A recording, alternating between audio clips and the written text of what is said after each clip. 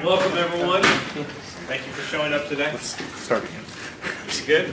Yeah. All right, VEIS training this month. We're going to be doing it down at the tower.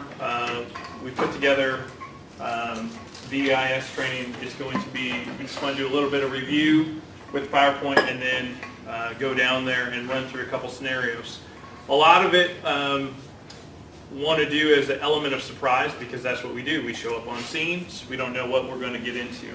But the basics that we want to cover is first floor VEIS. We have a lot of ranch style homes that we're going to have to make entry. We have VEIS on what was the one that Emmons? Coachman. Was that Coachman? So that was first floor, single story VEIS. Yeah, we have a lot of two-story that we're going to come in contact with. So the whole point of this training, we want to go through the basics of it. First floor VEIS, second floor VEIS. What is the point of it? Why do we do VEIS? Does anyone know what VEIS stands for? Vent, enter, isolate, search. Okay. So it's a way for us to get to the victims. We show up, victims are not accounted for. Or someone says, I don't know where my kids are at. They're up in their bedroom. Last time I saw them, they were in their bedroom. So it's a way for us to get into an area where we suspect a victim could be, isolate them from the fire and smoke conditions so that it could be survivability. One thing that we want to look at, though, is the location where we think they are survivable. So if we have fire blowing out the window, we're not going to enter into that area. These are areas where we think they could be found, survivability. Highest location, highest percentage where you're going to find victims is in bedrooms. So if we look at a house, we look at a layout of a house, especially a two-story. There's power outage. Especially a two-story house, we know most likely upstairs you're not going to find a kitchen, you're not going to find the living room, you're going to find bedrooms. So that's a good place to start. Also, going in the front door, you may not know the access upstairs. So venting, getting in from the outside is going to be your best bet to know, okay, I know the outside of the house, I know the layout. My old house in Kettering, you come in the front door, you open the door, it closes off the staircase to go upstairs. Okay? So coming in the front door to search for a victim, you're not going to know the layout, and time is of the essence. So on the outside, I can go around and say, upstairs, bedrooms, that's where we're going to start, survivability area. We can then enter into that room, isolate the door, search for the victims.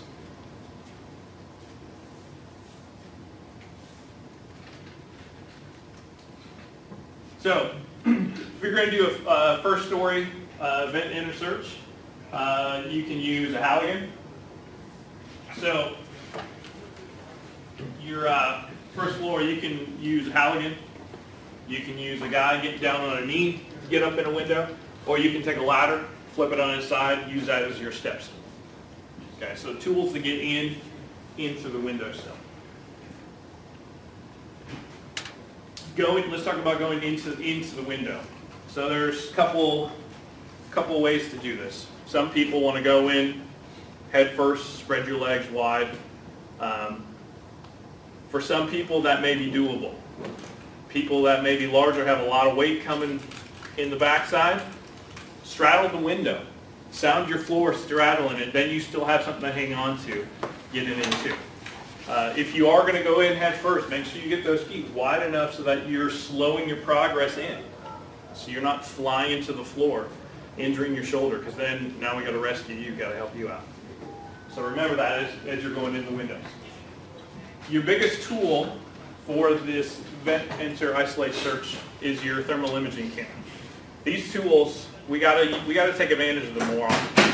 We're searching for victims, but also finding the layout of the room. You got smoke-filled conditions, and this is a quick process. This isn't a slow. We're gonna slowly go around. We're entering in, isolating the door, searching for victims. Person with the tick, we're looking for victims, but also guiding our person in the room. If the person in the room doesn't have a tick, we only have one tick per each rig. So the person on the ladder at the window is helping guide the person in the room. You're keeping an eye on them so you can see that they're okay, but you're also guiding them, hey, the door's over here, hey, I see a bed over here, hey, the victim's over here. Take advantage, use that thermal imaging camera.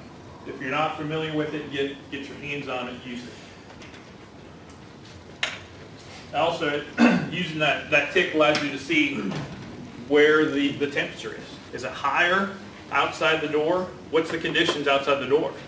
If it's blackout conditions with lots of smoke, looking up into the heated gases, into the smoke, so you have a general idea, is this room gonna light off on us? So you gotta use that tool for not only searching, but for the safety of the person in the room and you at the window as well. You wanna access the window, get to that spot, ventilate it, so you're gonna break the glass out, clear the sash. Okay, you gotta clear all that out of the way, because you're not going to be able to get yourself in or victim out if you got stuff blocked in the window. So down at the training, we put together simulated window. It's just pieces of wood held up on the frame with heavy-duty magnets. It's not the ideal window, but it's going to give you the option to have to clear it all out. They're separate pieces, so they're going to act like broken glass. It's not just going to be one board that you clear out, but you got little pieces that you got to clear out of the window.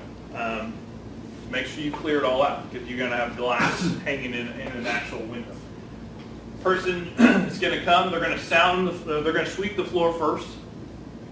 That's one thing that we always tend to forget when we're going into a window.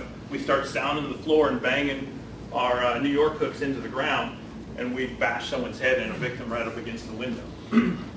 We may have victims right there. So sweep the floor, look below the windowsill, then sound it before you enter in. Enter in quickly, get to the door, isolate it off. What you want to do though is you want to check for fire conditions in the hallway. Is there smoke? Is there fire? Is there a victim in the hallway? Don't forget that. That can be something with this VEIS that we forget to do that. We forget to search in the hallway for a victim, and we think they're just in that room. So don't forget to check that. Close off the flow path, isolate the room, search the room, and then move on. If it's second floor, you want to make sure your window's just below so you can get the victim out as well. Make sure you're wearing SCBA. So this should be, you're coming up there. You got one person that's got the ladder. They throw it up. The other person is putting their SCBA on to the window. They should have their SCBA on, going on air right away as soon as that ladder gets up. The other person's putting their SCBA on, getting up the ladder as well. So it's a quick process. That person going up first, clearing out the window, and then they're in the room. The other person with the tick is up the ladder right away, following them, watching them, leading them, searching with the tick.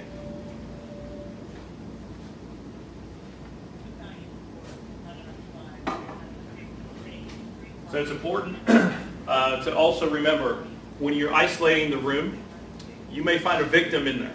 So you go in, you see a victim right away. I enter into this room, there's a victim I see. Don't forget that isolating that door. Yes, we have a victim here, we want to get them out, but if we leave that door open and now we create another flow path, now we have heat, we have fire, we have smoke, and who knows how long it'll take for us to get them out. So isolate that door, then get the victim out. But isolating that flow path off is going to save you time and create a safer environment for you getting them out as well. Search the room. If you find a victim, notify command. You may need additional manpower to get them down the ladder, depending on the size. You may need to get another person inside the room to help get the person out. You need additional resources.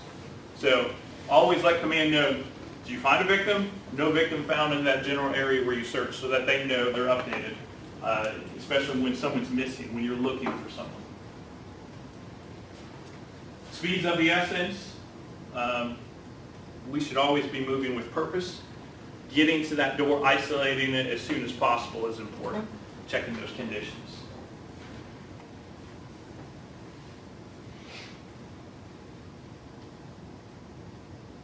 If you're carrying in a long hook, long pole, it's going to slow you down because you're going to have to get it through the window and around. Going in, you want to break the window, clear it all out with the hook, so you're not by the glass as it's falling, but you may want to go in and search with your howdy.